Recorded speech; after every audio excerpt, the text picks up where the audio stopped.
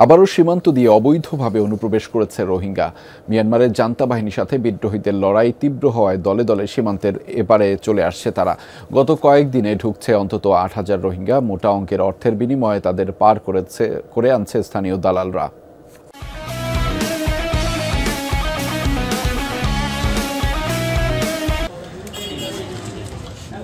মিয়ানমারে সেনাবাহিনী এবং বিদ্রোহী আরাকান আর্মির চলমান যুদ্ধের মধ্যে নৌকা নিয়ে নাফ নদ অতিক্রম করে বাংলাদেশে অনুপ্রবেশ করছে রোহিঙ্গারা।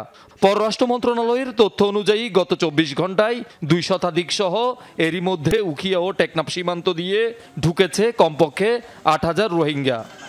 অত ফিলিং মারে রুম ভাড়ার মানুষ মরে যার আর মগবাগি নিয়ে লাগে আসে মগবাগি নিয়ে আসে মগবাগি মরতঙ্গি ধরে ধরে লৈ যাবে ডুম মারি যে আন মালা হোক যে দিয়ে যাবে ডন মাই হবো যে মাই হবো মরি গিয়ে যে মরে যাবে তার বেড়ে যে অস্তর হচ্ছে যে।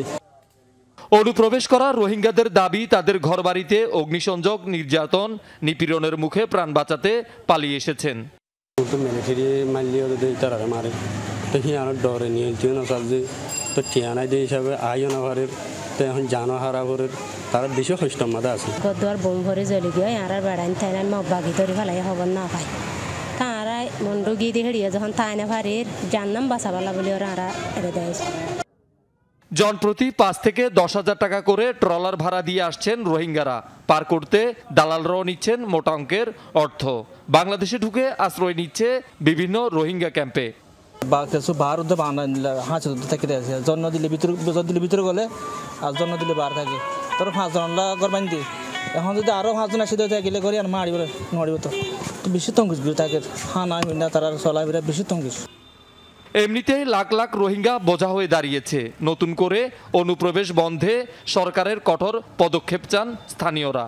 আমরা কিন্তু অত্যন্ত আতঙ্কের মধ্যে আছি, যার কারণে আমরা রোহিঙ্গা চাই না।